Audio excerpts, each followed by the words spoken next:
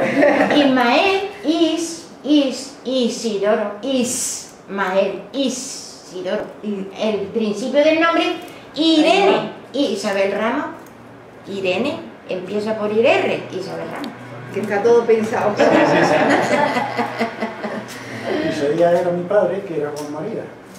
Me dictaba las cartas a mí, porque él sabía para el apaño. En aquel entonces una persona yo sé firmar para el apaño, que supiera para el apaño ya era mucho. mucho. Entonces, claro, como en la escuela era yo de los avanzadillos, porque yo en la escuela casi siempre estuvo, y además lo digo con humildad, pero que fue real, estaba yo siempre el primero en la escuela.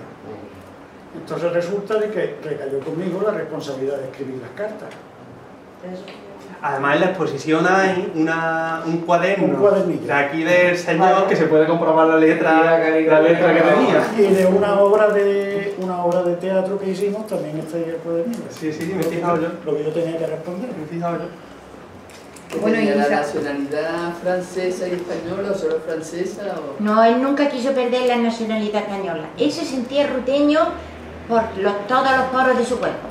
Y si se hacía francés, perdía la nacionalidad española. Y él consideraba que Rute era España, y él no quería ser de otro sitio, quería ser de Rute.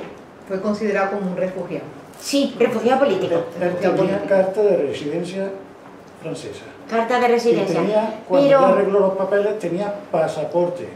Nunca llegó a tener abajo, la francesa. Para venir a España. Él nunca llegó a tener abajo. Porque perdía el español, podían tener las dos nacionalidades.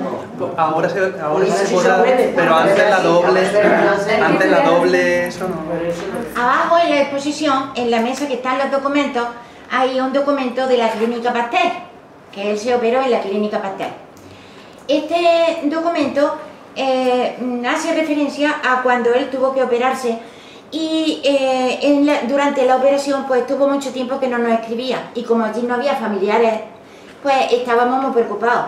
Entonces llamábamos por teléfono, me escribimos al ayuntamiento de Le Fuseret y toda la historia, y no nos contestaba nadie. Entonces escribimos al consulado, y al lado de ese documento de la Clínica Pasteur está lo que nos contestó el cónsul de España en Francia.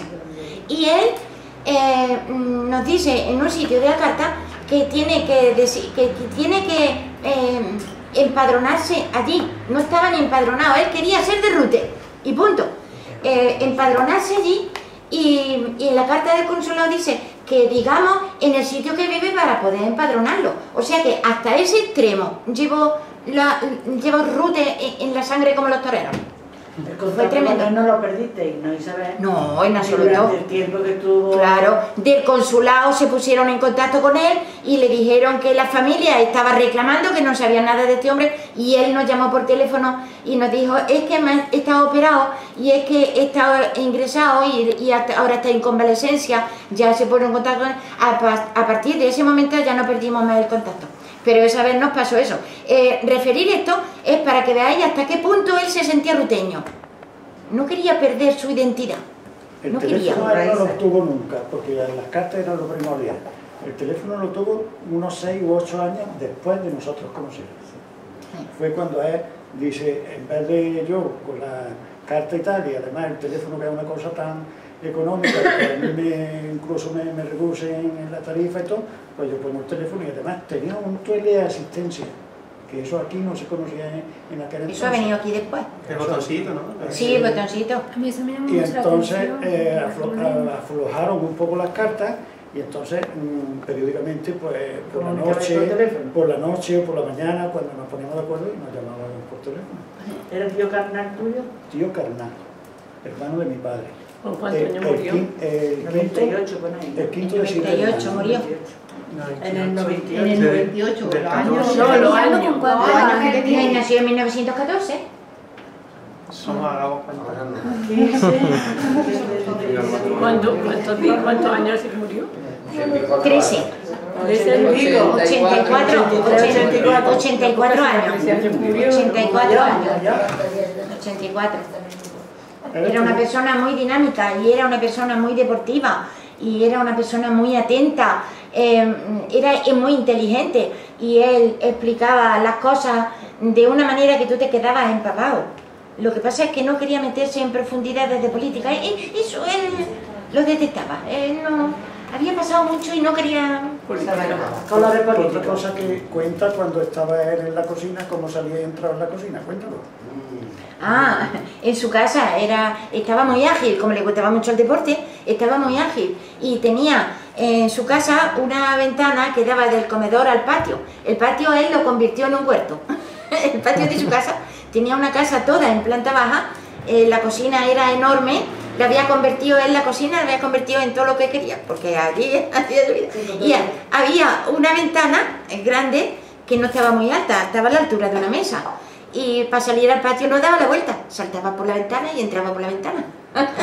Ponía la mano. Cuando ponía la mano ya estaba fuera. Ponía la mano y ya estaba dentro. Yo no sé cómo se las apañaba. Estaba muy ágil, era un hombre muy deportivo. Algo fantástico. Sí, una agilidad tremenda. Y una persona muy dinámica y muy simpática y muy humano. Y el huerto lo tenía... Y el huerto parecía un jardín. Le gustaba mucho la agricultura. La agricultura lo evitó con la agricultura morir en las cámaras de gas. Lo libró de una muerte segura en las cámaras de gas. ¿Por qué? Se fue a trabajar. En el libro se explican las cosas.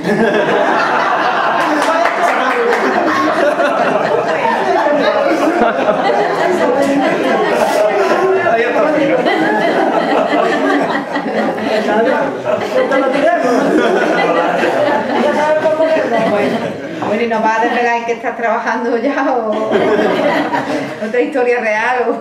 No, esta historia no es exactamente real, está basado en cosas reales.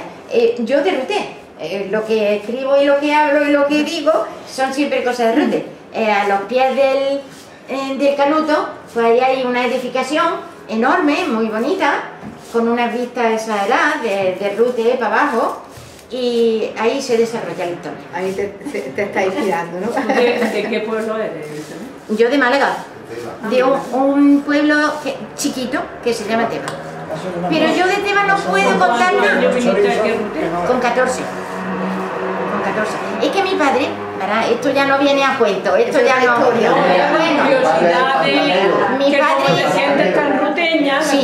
Mi padre era de obras públicas y mi padre empezó a trabajar ¿cómo se llama? En Bobadilla. En Bobadilla empezó a trabajar con obras públicas, con una empresa que había en Bobadilla, y al terminar la guerra. Y esta empresa no lo dejó hasta que se jubiló. Y cuando se acababa la hora en un sitio lo trasladaban a otro. Y cuando se acababa lo trasladaban a otro. Y yo vine así aquí, a Rute, con 14 años. Y en Rute ya se jubiló, por eso yo permanezco en Rute. Y por eso conocí a un ruteño y toda esa historia. Una matasuegra. Eso es. Sí, Esa ya es otra historia, Un dato que a mí me hizo gracia, cuando habláis de la boda, el sacerdote, don Jerónimo, era... ¿Tu tío? ¿Tu pillas parte? Obvio, que cuando yo vi, me hizo, es que además la boda era el día de mi cumpleaños, el 25 de septiembre, y cuando yo después, don Jerónimo me hizo muchas gracias, y se lo voy a preguntar. Pues sí. Otro dato que coincide, tú dices que ese día era el día de tu cumpleaños. Pero es que el día que nació este hombre era el 16 de enero. Yo nací también un 16 de enero. ¿Combina? Bueno, son datos a tener en cuenta. Sí, son datos a tener en cuenta. Bueno, y ha costado mucho trabajo escribirlo porque está escrito con un lenguaje muy asequible, sencillo, que llega, que atrae al lector.